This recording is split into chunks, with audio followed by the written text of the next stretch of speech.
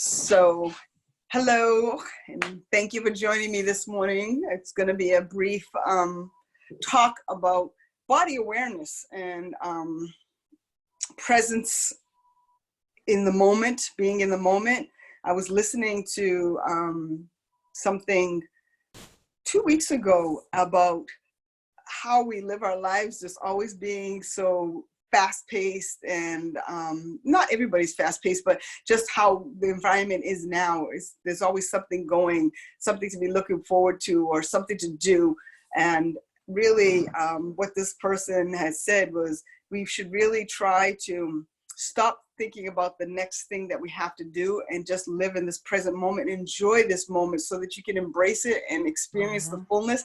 It's just like what you learn about people when we go on vacation. If you're always behind the camera, you don't get to see the true beauty of your experience if you're doing that. I mean, I know we want to capture our moments, but the fact is that if you don't take a moment and be with yourself, be present at that time, that specific time, you will lose the whole picture or the whole feeling of what you're experiencing. So in saying that, I believe that— I apologize for this phone. I don't— Say it one more time. No, I'm sorry. My phone keeps ringing. Somebody's trying to reach me and I don't know how to make it be quiet. Oh, no worries. That's okay. I was like, what? I didn't hear what you said. Yeah, but what I would like to say about being in the moment, it also means being in the moment with your body. You know, a lot of times when I'm in these yoga classes or these other exercise classes that I'm doing, a lot of us, and I mean, I'm guilty of it as well, we try to mimic the teacher, which is good, but at the same time, you shouldn't force yourself to be that exact way of that person. You want to model it. You want to be intentful on it. You want to, meaning mindful and just present to see. They're not like they're turning this, you know, to the right over your shoulder versus all the way to the back. You know, like that's what I mean about being mindful of it. Just paying attention in that way, but not trying to be like a pretzel the way they may be, or you know, it's just really showing them as them showing themselves as an example. So by being present and being present as well as non-judgmental on yourself, and accepting yourself for where you're at is going to help you in order to be able to move forward and embrace and experience the feelings that you're feeling. So when I did my Pilates this morning, it was a real challenging thing for me because all the different forms of exercise that I do, this was different. It's the breathing was different. I wanted to do my yoga breath, and that's not what you're supposed to do in Pilates. It's more of almost kind of like the way I do my breath when I'm exercising with my trainer. It's just like just doing more of a instead of, you know. So the lady didn't really talk a lot about the breath, but I remembered because I did a training with this other young lady about how to breathe during the Pilates class, that I understood what I was supposed to be doing. So going back again to talking about body awareness, sometimes as we age, we start to lose our proprioception. And what is proprioception? That is where your body is in space. So understanding that your arm is out here versus your arm is in your lap. Oh, okay. Saying that, you know, you're sitting upright versus you're slouching downwards, you know. So just that's body awareness, proprioception. And, you know, not everybody is has that awareness. And even though I might say, can't you feel that? Can't you tell that you're this?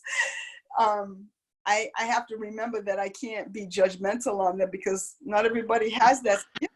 And I don't know how to develop it other than to say to you, by modeling and trying to mirror the other person and recognizing and feeling, allowing yourself to feel and not do, even though I'm so fast, not do things so quickly. So that's why, like Tai Chi, they do this I think everybody's seen it before, and it's like this really wave and soft, and you're like for me, my brain, and I shouldn't even say this because that puts myself in the tunnel of being like, I can't, but my brain has a hard time twisting my arms and moving my legs and remembering to breathe and do all these things all at once. But honestly, the more we practice things, the better and the easier it will become.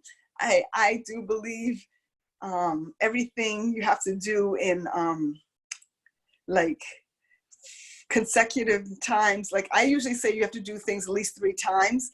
So, trying new foods, it's like, okay, it doesn't mean I'm going to eat that, okra the same way all 3 times, but I will try to eat okra fried. I'll try it stewed. I'll try it boiled, different ways. And then I'm saying, nah, I don't like your okra. Doing this Pilates, I've already done it like 3 or 4 times, and it still is like I always like to feel that immediate result. Like, oh yeah, I can feel my core feels tight. I feel like I did something. I'm still not feeling that yet, but I do know the benefits of it because I've heard so much from other people.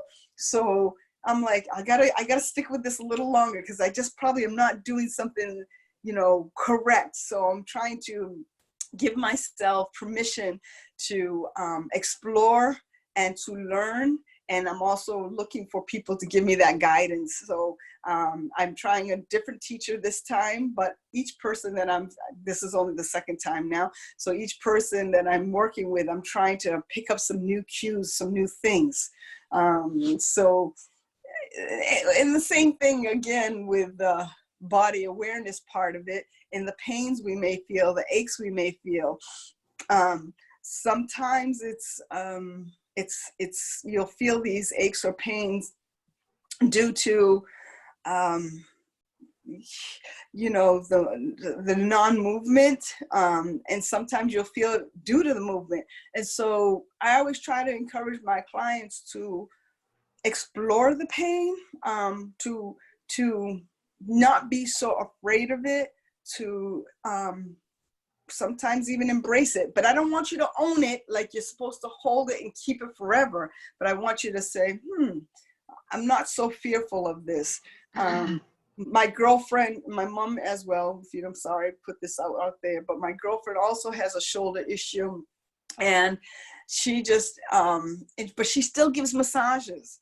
So I've not witnessed her giving the massage. I felt her massage and it's great, and she gives a nice deep tissue, but I believe she must be compensating because she's telling me she can't do some of the things that I think she should be able to do in yoga. And I'm not saying like a downward dog or something that's so, hard, but I'm like, you could put your arms and do this. And like, she's just like, no. I'm like, how are you able to give a massage? But since I'm not witnessing her do the massages, she's probably compensating how she's able to do the massages. So, I think by you just recognizing when you feel something going on in your body, you can be like, okay, what do I need to do differently so that I don't experience this pain? Am I turning my hand this way instead of, like, let me try to work on that, So I can't do what they call, I think they call it bird pose or eagle pose, like putting your hands together. But guess what? I was never able to get it together this much, like to get my hands this close. They've always been like out here, but I've been practicing it for so long now, I can get even better. I'm still trying to get the other hand to get up there and touch this hand the way these other yoga teachers do, but it's not easy. Keep your shoulders relaxed though, yes, exactly. But my point in saying this, that was an example of one movement. It's just like, don't be afraid that you're not able to, put your arms way out here. Just be like, okay, I can just go to here. Mm-hmm. I'm just going to breathe and try to be soft. As the Pilates teacher said this morning, be loosey-goosey, just like, remember, like you think you have to hold yourself up, but you don't. Your muscles know what to do. So you don't have to like really force it. Just be right there and breathing and recognizing and saying, okay, all right, let me try this other thing now. Okay, I know I did this before and that really hurt, but now let me just see what I could do. And sometimes, like, it's hard to do it on your own, but having that guidance of somebody, and that's why it's great in doing these yoga classes. When they show you things, you try it, but don't feel like you have to force it to that point. You just try to go right to the edge of the pain.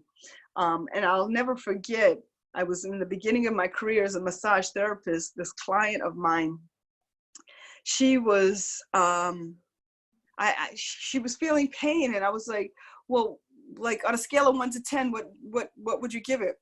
I don't know. I can't give it a number. I'm like, no, you can give it a number. I mean, 1 to 10, like, is it light pain? Is it a lot of pain? It's pain. I'm like, I was like struggling, pulling teeth out of her, like trying to get her to give me a number.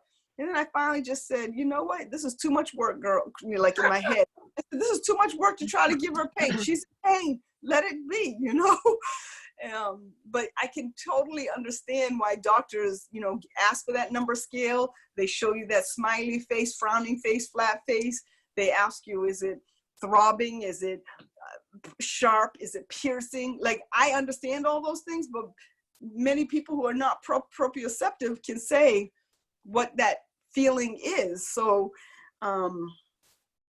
we have to remember as practitioners to allow people to we can give them that guidance after, you know, 2 or 3 cues. If they don't get it, then you kind of just go, let me test them myself and say, okay, oh, that hurt. Oh, that hurt. Oh, that hurt. Then you know where that pain level is by engaging in that way. So I've been rambling straight, and I didn't mean to talk, and without you having the opportunity to ask a question or mention something. So now I'd like you to, if you have anything you'd like to offer or say, please feel free to say so. Mm-hmm. Yeah. Gay, do you ever experience any of that, you know, the proprioception part, like understanding where you are in space, if you will? Like, as we age, we also tend to lose our balance because our core is no longer as strong. I remember my friend Jack, I could see he was beginning to bend forward. But for me, he said that he was leaning forward because it helped him to get to where he needed to go faster. I'm like, that does not help you get where you need to go faster. I mean, I see his point, because when I used to run track, we start out in that lean, but no. But I was just curious if you guys had any thought about that. Well, I can testify to the fact that as we get older, our balance, actually, I pulled out my balance exercises because, yeah. Oh my goodness, I can't believe it. And this being in seclusion here, yeah, it's making it worse. But my balance is really, you know, I find myself walking, almost look for something to hold on to. And I'm like, come on, mm-hmm. Mm-hmm. do it. That's why walking outside is really, I think, helpful. Yeah. You know, you can get out and walk. Mm-hmm. But yeah. And how about for you, Gay? Do you find any challenges in this way? She might have gone for a phone call, Christine. Yeah, maybe so. Well, I thought you had to join something. You weren't going to do it. I am, and that's what I was just going to say. So yeah. At this point, I'm just going to turn off the recording. Okay. And say